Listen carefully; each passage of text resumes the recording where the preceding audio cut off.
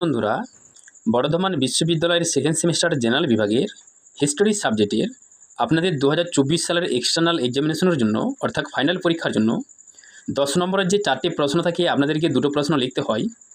এই ভিডিওটির মাধ্যমে আপনাদেরকে খুবই গুরুত্বপূর্ণ যে প্রশ্নগুলি আপনাদের 2024 সালের ফাইনাল পরীক্ষায় আসার মতো এই রকমই 10 নম্বরের 5টি প্রশ্ন দেখাবো। এই 5টি প্রশ্ন আপনারা ভালো করে বুঝে পড়ুন। এর মধ্যেই যে আপনাদের 4টে 10 নম্বরের প্রশ্ন থাকে, 2টো লিখতে হয়, ওই 2টি প্রশ্ন আপনারা কমন পেয়ে যাবেন। অবশ্যই বন্ধুরা এই 4টি প্রশ্ন আপনাদের পরীক্ষার আগে ভালো করে বুঝে পড়ে যাবেন। এই 5টি প্রশ্নের মধ্যেই আপনাদের যে 2টো 10 নম্বরের প্রশ্ন লিখতে হয়, ওই 2টি প্রশ্ন আপনারা কমন পেয়ে যাবেন। এবং তার সাথেই আপনাদের যে 5 নম্বর প্রশ্নের সাজেশন দিয়েছিলাম, সেই 5 নম্বরের প্রশ্নের যে সাজেশনের প্রশ্নগুলো রেখেছিলাম, সেই 5 নম্বরের প্রশ্নগুলো দেখাবো। অবশ্যই বন্ধুরা আপনারা এই 5 নম্বর প্রশ্নগুলো 2024 সালের ফাইনাল পরীক্ষার জন্য পড়বেন। এই 5 নম্বরের প্রশ্ন থেকেও আপনাদের যে 5 নম্বরের 6টা প্রশ্ন থাকে, সেই 4টি প্রশ্ন আপনারা কমন পেয়ে যাবেন। অবশ্যই বন্ধুরা আপনারা এই প্রশ্নগুলি ভালো করে পড়ে অবশ্যই যাবেন, কেননা আপনাদের 2024 সালের ফাইনাল পরীক্ষার জন্য এই 5 নম্বর এবং 10 নম্বরের প্রশ্নগুলো সবথেকে বেশি গুরুত্বপূর্ণ। তো বন্ধুরা, যদি ভিডিওটি ভালো লাগে চ্যানেলটিকে সাবস্ক্রাইব করবেন এবং ভিডিওটিতে একটি লাইক দিবেন। আর যদি আপনাদের বন্ধুরা এই হিস্টোরি সাবজেক্টটা নিয়ে থাকে, আপনাদের বন্ধুদেরকেও এই প্রশ্নগুলো শেয়ার করে আপনাদের বন্ধুদেরকেও পাওয়ার একটা সুযোগ করে দিন। তো বন্ধুরা, যদি ভিডিওটি ভালো লাগে অবশ্যই চ্যানেলটি কমেন্টে আপনারা গুড বা এক্সেলেন্ট কোনো কিছু একটা লিখবেন। অবশ্যই বন্ধুরা কমেন্টে কোনো কিছু লিখবেন, বা কিংবা আপনাদের যদি কোনো সাবজেক্টের আপনাদের সাজেশন প্রয়োজন হয়, দরকার হয়, বা কোনো সাবজেক্টের আপনারা সাজেশন চান, অবশ্যই আপনারা কমেন্টে লিখবেন। সেই সাবজেক্টের ওপর সাজেশন দেওয়ার চেষ্টা করব। তো দেখুন বন্ধুরা, এখানে 10 নম্বরের আপনাদের 5টা প্রশ্ন রেখেছি। প্রথম যে প্রশ্নটা রেখেছি দেখুন, ধর্মপালের রাজনৈতিক কৃতিত্ব আলোচনা করো। ধর্মপালের রাজনৈতিক কৃতিত্ব আলোচনা করো। অবশ্যই বন্ধুরা এই প্রশ্নগুলি আপনারা পরীক্ষায় পড়ে যাবেন, আপনাদেরকে বারবার বলছি। এর মধ্যেই আপনাদের যে প্রশ্নগুলি আপনাদের লিখতে হবে, সেই প্রশ্নগুলি আপনারা কমন পেয়ে যাবেন। দ্বিতীয় পুলকেশীর কৃতিত্ব আলোচনা করো। দ্বিতীয় পুলকেশীর কৃতিত্ব আলোচনা করো। গুপ্ত যুগকে কি ভারতের সুবর্ণ যুগ বলা যায়? গুপ্ত যুগকে কি ভারতের সুবর্ণ যুগ বলা যায়? তরাইনের প্রথম 2টি যুদ্ধের কারণ ও ফলাফল আলোচনা করো।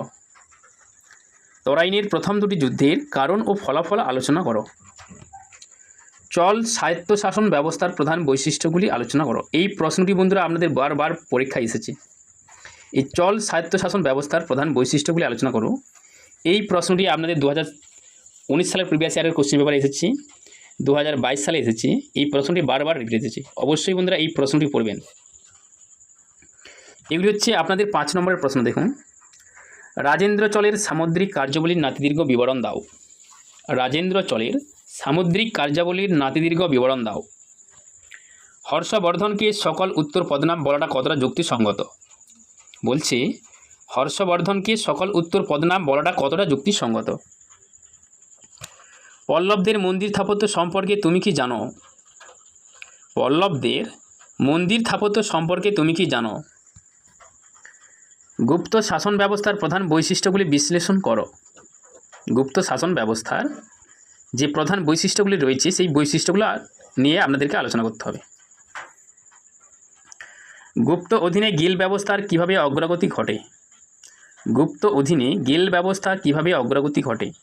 এমন ভাব বন্ধুরা এই প্রশ্নগুলি পড়বেন যেন প্রশ্নটা আসলেই আপনারা উত্তরটা লিখতে পারেন। অবশ্যই আপনারা এইখান থেকে যদি আপনাদের প্রশ্ন দেই, আপনারা এমনই ভাব পড়বেন যাতে প্রশ্নটা দিলেই আপনারা চিনতে পারেন এবং উত্তরটা আপনারা ভালো করে লিখতে পারেন। সেইভাবে ভালো করে বুঝে প্র্যাকটিস করে অবশ্যই বন্ধুরা পড়বেন। লালন্দা মহাবিহারের ওপর একটি সংক্ষিপ্ত টিকা লেখো। লালন্দা মহাবিহারের ওপর একটি সংক্ষিপ্ত টিকা লেখো। বিজয় সেনের সামরিক কৃতিত্বের মূল্যায়ন করো। বিজয় সেনের সামরিক কৃতিত্বের মূল্যায়ন করো। এর পরের ভিডিওটির মাধ্যমে আপনাদের যে 2 নম্বরের 15টা প্রশ্ন থাকে, আপনাদের যে 10টা প্রশ্ন লিখতে হয়, এর পরের ভিডিওটির মাধ্যমে আপনাদের 2 নম্বরের মাত্র 25টি প্রশ্ন দেব। এই 25টি প্রশ্ন আপনারা ভালো করে বুঝে পড়বেন। এর মধ্যে আপনাদের যে 10টা 2 নম্বরের প্রশ্ন লিখতে হয়, সেই 10টি প্রশ্ন আপনারা কমন পেয়ে যাবেন।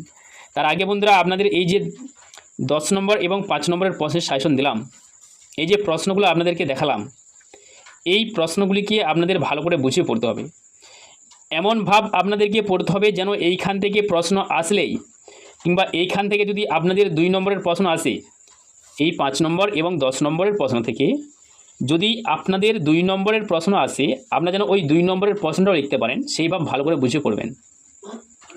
এবং আপনাদের যে আরও 2 নম্বরের 25টি প্রশ্ন রেখেছি, এই 25টি প্রশ্ন আপনারা ভালো করে বুঝিয়ে পড়ুন। তাহলে আপনাদের যে 40টি, আপনাদের যে 15টি 2 নম্বরের প্রশ্ন থাকে, 10টি লিখতে হয়, সেই 10টি প্রশ্ন আপনারা কমন পেয়ে যাবেন। আপনাদের যে 25টি 2 নম্বরের প্রশ্ন দেবো, এইখান থেকে আপনারা মিনিমাম 7টা থেকে 8টা 2 নম্বরের প্রশ্ন কমন পাবেন।